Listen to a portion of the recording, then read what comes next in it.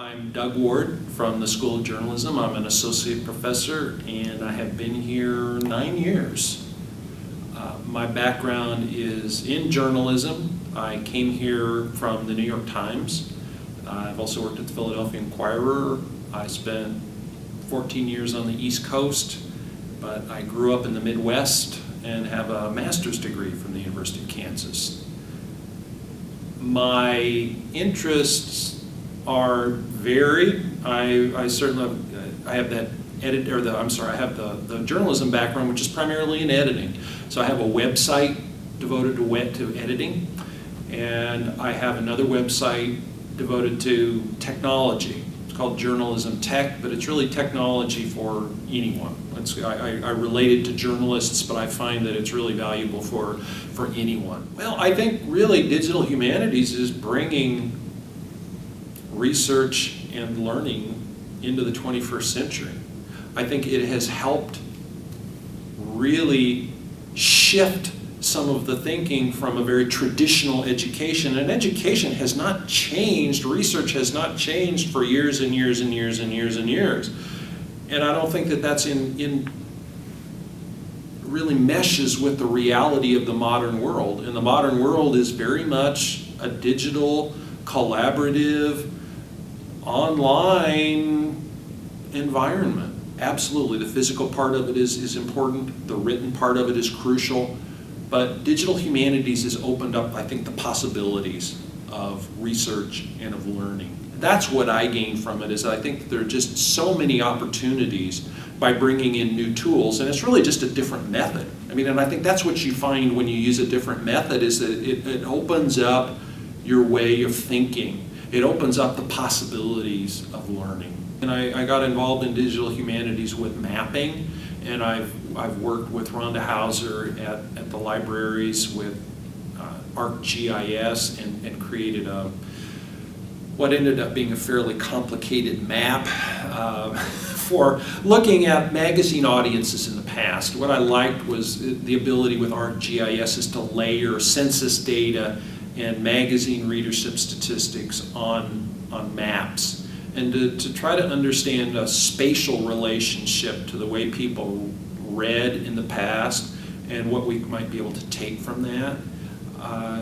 Now, what I've sort of moved into for the most part is learning and teaching and education in general, and how are things changing? What can we do to make education more relevant in a digital world?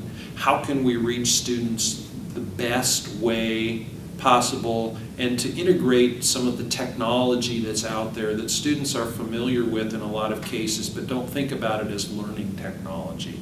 How can we integrate that into our teaching? How can we create classes and approach learning in a way that is relevant to students, that's most relevant to students, that gets them excited about learning, that helps them develop the kinds of skills that they need for the future?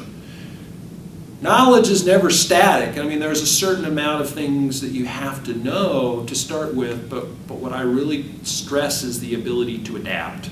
And no matter what you learn as you're in school, as you're researching, you have to be able to adapt it. So I've been working on some projects, doing some writing about collaborative learning, about the future of education, about backward design in education. I am teaching this semester, as well as this summer, I'm teaching a class called Infomania. In the spring, I taught a class called Infomania, Journalism 302. There was also an honors section, Honors 492, goes 492. And that I developed as part of a grant from Institute for Digital Research in the Humanities. It's a very general course, and it's aimed at helping students integrate digital tools into their research, into their workflow. And with that course, I started with the idea of what is information, how do you find information, how do you analyze and synthesize information, and how do you use information. As part of that, there's a digital literacy component, and I really want students to understand how to find things with digital tools, and then how to use that information with digital tools. And that's primarily journalism students, but it applies to anyone.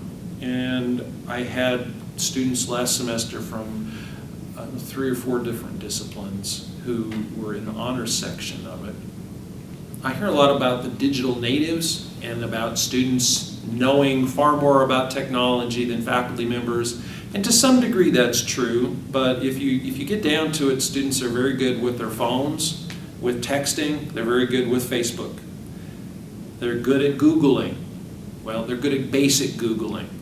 They don't know how to use these tools in depth. They don't know how to really integrate them into their workflow, and they don't know how to go beyond just some of those basics. And that's really what I try to do in my course, to help them understand those tools and then to send them out and to help them create a project that will put those tools to use. So they have to use the digital tools to research, to find information for their project, and then to use the tools to create a digital project. What I try to do with my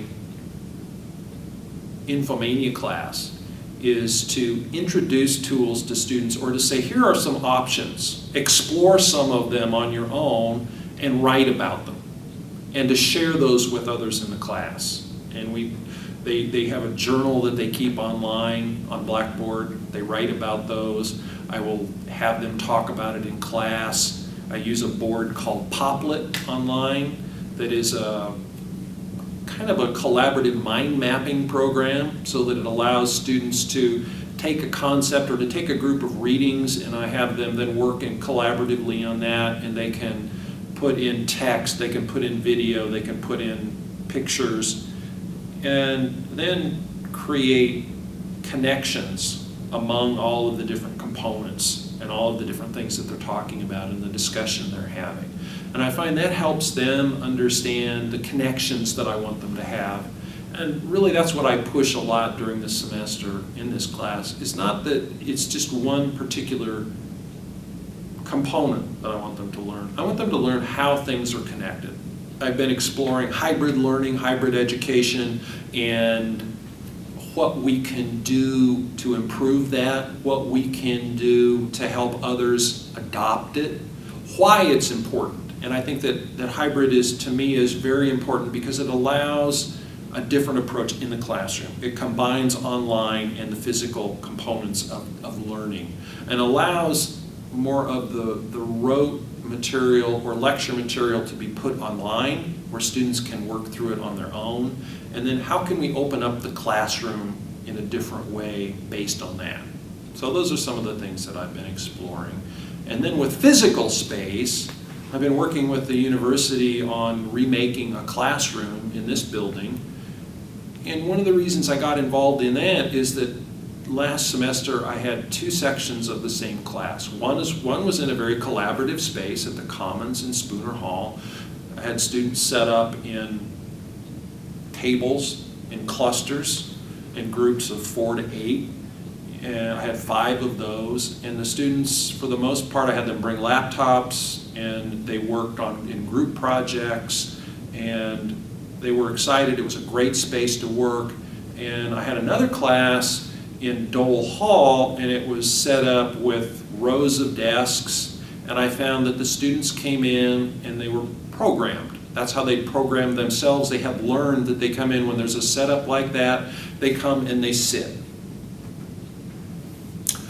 I was able to get the Commons for 3 days. I took them over to the Commons, and I took that group that seemed passive, not interested in that classroom. I took them over to the Commons. They had their own space. They had tables and movable chairs and electricity for computers. Their group came alive. It was suddenly a different thinking that they had. So I'm looking into that and how physical spaces make a difference in the way students approach learning and just think about themselves as students. One of the challenges right now in digital humanities is gaining the acceptance of a university system and a promotion and tenure system. That's not just here, that's everywhere. And those of us who are out there working on digital projects are kind of living on the edge in that we don't know always how promotion and tenure committees will accept what we're doing. There's a traditional way of doing things, the journal article, the book, that people are comfortable with and that they know about. A digital project, a lot of times, it doesn't fit within the model. That's what I'm struggling with right now with a lot of the things I'm doing. It doesn't fit into that traditional model of major, minor, this category, that category, this category. It's broader than that, it's narrower than that, it's more connected in ways that a traditional approach is not. And that makes it a challenge, I think, to put it forward in a promotion and tenure package. But I think that's where those promotion and tenure committees have to be open to that way of thinking. And that's really going to be crucial. And I think that if those of us who are out there doing it now can break through some of those barriers and show others how it can be done, and that it can be done, and that there are ways to open up your research, that there are ways to open up your intellectual activity, that it would become more and more accepted. And I'm seeing that already.